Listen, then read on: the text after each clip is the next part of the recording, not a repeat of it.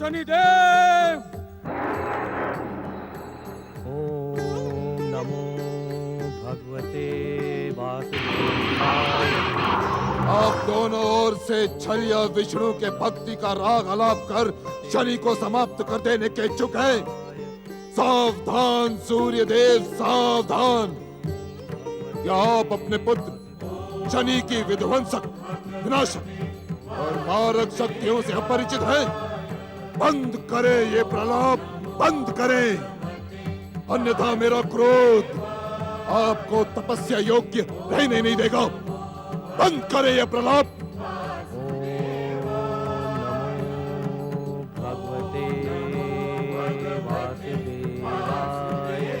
मारक शक्ति।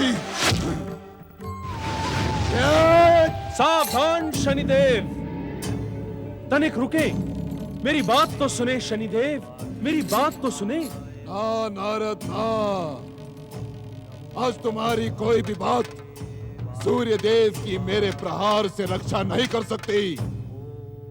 मैं सूर्य देव को आहत कर विष्णु के संसार में अंधकार ही अंधकार कर दूंगा, जिससे तामसिक शक्तियों की विजय होगी और इस संसार में तामसिकता और भी बढ़ जाएगी। नारायण नारायण, तामसिकता बढ़ेगी अथवा नष्ट होगी, इसका निर्णय तो समय ही करेगा शनिदेव।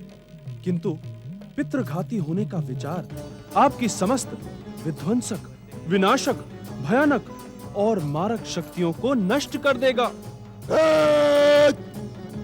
आपका हित इसी में है कि अपने पिता सूर्यदेव पर प्रहार करने के विचार को त्याग कर आप यहां से अदृश्य हो जाएं।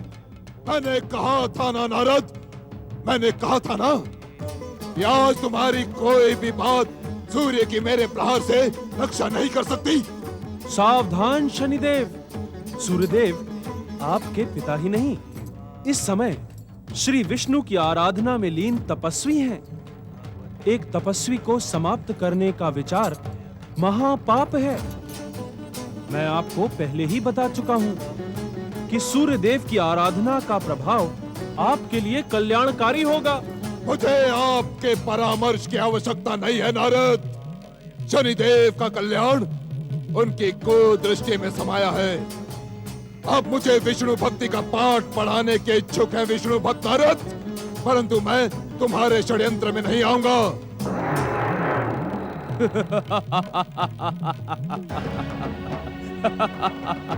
आज विष्णु के इस संसार को अपने तेज से प्रकाशित करने वाले सूर्य का जीवन संकट में है नारद।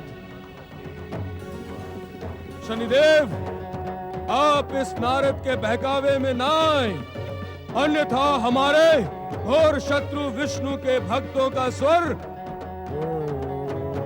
और बल बढ़ता ही जाएगा। आप अपनी घातक और मारक शक्ति से एक एक करके इन दुष्ट विष्णु भक्तों को समाप्त कर दें। दैत्य सेनापति राहु, तुम आज से पूर्व कई बार श्री विष्णु भक्तों के विरुद्ध अपनी स्याह कुदृष्टि का प्रयोग करके असफल, पराजित और प्रताड़ित हो चुके हो। नारायण नारायण। बार बार एक ही प्रकार की भूल को दोहराकर तुम अपनी गिनती महामूर्खों में करवाने के इच्छुक क्यों हो? जगदीश्वर भगवान विष्णु तुम दोनों को सद्बुद्धि प्रदान करें। नारायण नारायण। भगवते वासुदेवाय।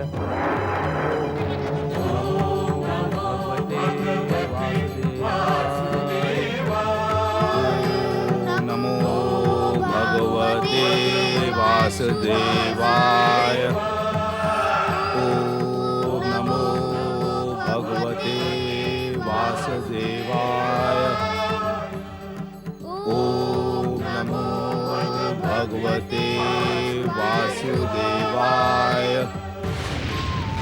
ओम नमो भगवते वासुदेवाय। देवराज, ये मधु मधुवन का स्वामी ही नहीं राक्षस भी है। यदि हमने तप भंग के लिए शक्ति का प्रयोग किया तो शुक्राचार्य, शनि और राहु यहाँ प्रकट हो जाएंगे और हमारा व्यर्थ ही उनसे संघर्ष प्रारंभ हो जाएगा। पवन देव का कथन उचित है देवराज। हमें मधु और ध्रुव के तप को भंग करने का कोई अन्य उपाय सोचना होगा। आप दोनों का कथन उचित तो है, किंतु समय उचित नहीं है।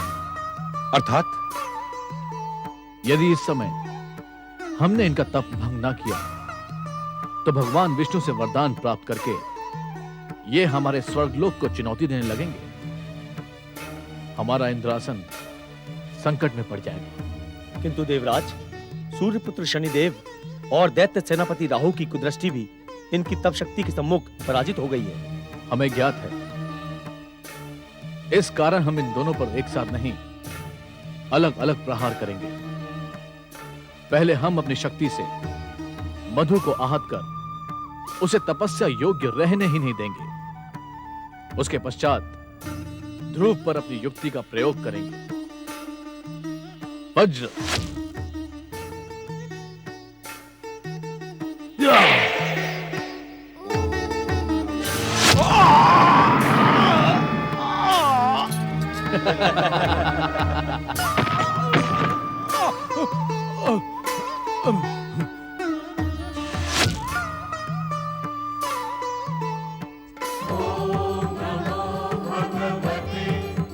नारायण नारायण।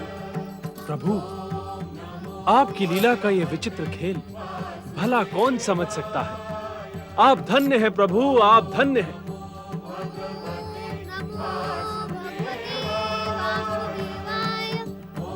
देवराज, इस निर्दोष बालक पर शक्ति का प्रयोग करना अनुचित होगा। इस कारण हमें भगवान विष्णु के कोप का भाजन भी बनना पड़ सकता है। आप कोई अन्य उपाय करें देवराज। अग्निदेव, ध्रुव पर शक्ति का नहीं, युक्ति का प्रयोग करने की घोषणा हमने पहले ही कर दी है। अर्थात बालक पर मां की ममता की युक्ति का प्रयोग ही सफल हो सकता है। नारायण नारायण।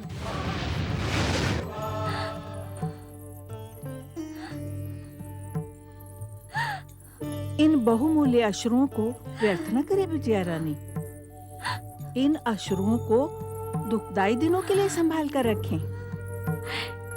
इससे अधिक दुखदाई दिन और क्या हो सकता है सुखिया माई। अपने स्वामी पति परमेश्वर को देखकर भी मैं उनका आशीर्वाद न पा सकी। बट रानी सुरुचि ने मेरे व स्वामी के सन्मुख मेरे महान सास एवं ससुर का अपमान व निरादर किया। और इन सब प्रयासों के पश्चात भी मेरा ध्रुव के लिए अश्रु न बहाएं विद्या रानी। उनके लिए शोक करना अनुचित है। वे भगवान श्री विष्णु की परम पावन दिव्य भक्ति पाने के लिए हमसे बिछड़े हैं। प्रभु कृपा हुई तो वे शीघ्र ही सफल होकर लौटेंगे। परंतु मैं एक माँ हूँ। जगत पालक श्री विष्णु ने माँ का हृदय कोमलता और ममता के तत्व से बनाया है। मैं तो मात्र एक बार अपने पुत्र की झलक देखने की इच्छुक हूँ। विद्या रानी, मेरा कोमल बालक मनों के कष्ट सहते सहते कहीं मुरझा तो नहीं गया। जो भक्त भक्ति में लीन होता है वो खाना पीना सब कुछ भूल जाता है। उसे किसी बात की सुध नहीं रहती। मेरा पुत्र अवश्य बिना खाए पिए सूख कर काटा हो गया होगा। सुखिया माई सत्य कह रही है महारानी सुनीति। हर्ष और आनंद की इस घड़ी में आप अपने अश्रुओं को व्यर्थ ना करें।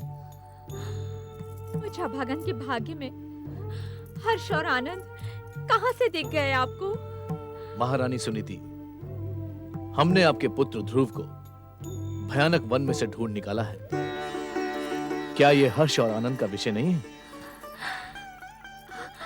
अवश्य है, अवश्य ही यह हर्ष और आनंद का विषय है, किंतु आप अपनी बात निसंकोच कहें महारानी सुनीति। आपने इच्छा मात्र से यहाँ प्रकट होकर अपनी दिव्यता सिद्ध कर दी है, किंतु क्या हम आपका परिचय? अवश्य। मैं स्वर्गाधिपति देवराज इंद्र हूँ। देवराज इंद्र? चकित होने की आवश्यकता नहीं है महारानी सुनीति। आपका भोला, कोमल और अबोध बालक अभी जब तब व्रत के विषय में कुछ नहीं जानता। अर्थात उसे ज्ञात नहीं है कि जगदीश्वर भगवान विष्णु की परीक्षाएं बहुत लंबी होती हैं। ज्ञात नहीं कि वे कब किसकी तपस्या से प्रसन्न हो, और जब हो तब तक बालक ध्रुव जीवित रह भी पाएगा अथवा नहीं। नहीं नहीं, ऐसा ना कहे देवराज। इंद्र महाराज, हमारे ध्रुव को कुछ भी हानि ना हो। इस समय स्थिति तो ऐसी ही है महारानी सुनीति कि अघटित भी घटित हो सकता है। विष्णु भक्ति में लीन बालक ध्रुव के प्राण कभी भी नहीं, आपको हमारे ध्रुव के प्राणों की रक्षा करनी ही होगी, अन्यथा मैं आपके चरण नहीं छोड़ूंगी। उठो महारानी, उठो। ध्रुव की दुर्दशा को देखकर मैं स्वयं को रोक ना सका और आपके समीप चला आया, किंतु क्या देवराज? मैं उसके हठ को खंडित करने में असफल रहा। मुझे आपके कष्ट, दुर्भाग्य और दुखों का भली भांति ज्ञान है महारानी सुनिधि, किंतु ध्रुव के हठ को अब आप ही खंडित कर उसके प्राणों की रक्षा कर सकती हैं। मैं? समय व्यर्थ ना करें महारानी सुनीति। कहीं ऐसा ना हो कि हमारे पहुंचने से पूर्व ही वो अबोध बालक यमराज का भोजन बन जाए। नहीं नहीं, आपकी कृपा पाकर मैं धन्य हो गई। शीघ्र चले देवराज, मुझे मेरे पुत्र के समीप ले चले। अवश्य।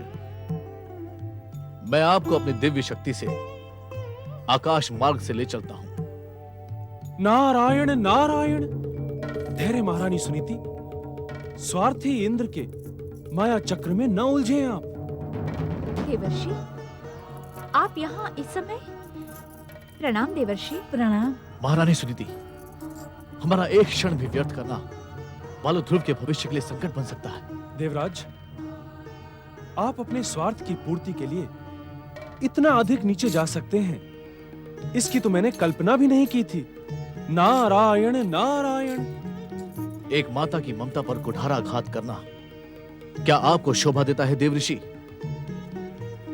मैं ध्रुव के प्राणों का संकट देखकर ही ममतावश यहां प्रकट हुआ था, किंतु आपने असमय प्रकट होकर असत्य के माध्यम से आप एक मां की ममता को भ्रमित अवश्य कर सकते हैं देवराज, किंतु नारद को भ्रमित करने की चेष्टा न करें। नारायण नारायण। आपको भय हो गया है कि जगदीश्वर भगवान विष्णु से वरदान प्राप्त करने के पश्चात बालक ध्रुव आपके स्वर्ग पर अधिकार न कर ले। देवऋषि। देवराज इंद्र, आप भयानक भूल कर रहे हैं। नारायण नारायण। बालक ध्रुव अपने कठोर जप, तप, व्रत के फलस्वरूप जगदीश्वर भगवान विष्णु से जो दिव्य वरदान प्राप्त करेगा, उसके सम्मुख सहस्त्रों स्वर्ग भी तुच्छ हैं। महारानी सुनीति, एक क्षण का भी विलंब ध्रुव के जीवन के लिए भयानक सिद्ध हो सकता है।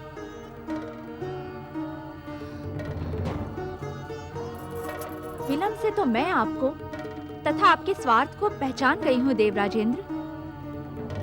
उचित यही होगा कि आप जिस प्रकार यहाँ प्रकट हुए थे, उसी प्रकार यहाँ से अदृश्य हो जाएं। देव ऋषि नारद, देवताओं के ऋषि और शुभचिंतक होकर भी आपने मेरा जो भयानक अपमान और निरादर करवाया है, उसका परिणाम शुभ नहीं होगा। मैं भी देखता हूं कि ध्रुव अपनी तपस्या में सफल कैसे होता है। नारायण नारायण। महारानी सुनीति, जप, तप, व्रत की अमोघ शक्ति से आप भली भांति परिचित हैं। इस संसार की कोई भी शक्ति उसका बाल भी बांका नहीं कर सकती। नारायण नारायण। आप जगदीश्वर में आस्था और अपने पुत्र की दृढ़ भक्ति पर श्रद्धा रखें। आपका कल्याण हो।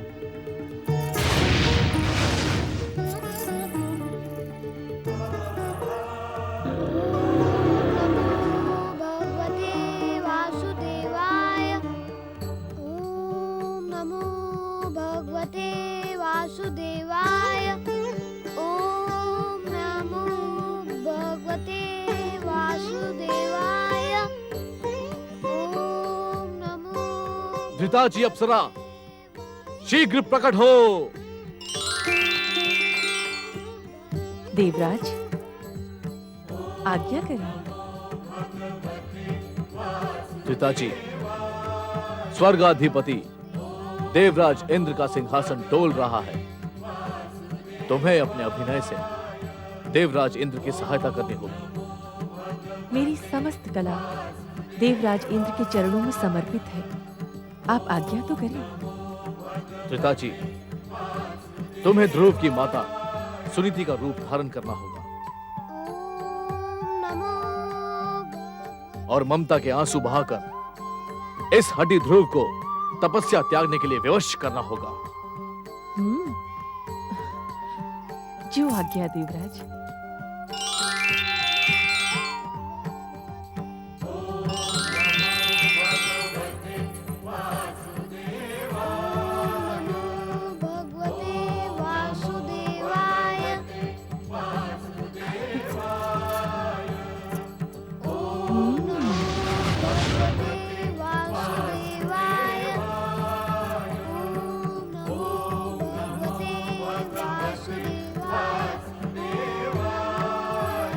पुत्र ध्रुव, ध्रुव मेरे लाडले, अपनी हट के कारण ये कैसी दुर्दशा कर ली है तूने अपनी। तनिक अपने शरीर को तो देख, कितना मुरझा गया है तू। अपनी माता पर दया कर ध्रुव, तेरी ये दशा मुझसे नहीं देखी जाती। ध्रुव, लौट चल मेरे साथ, चल लौट चल, त्याग दे इस तप को।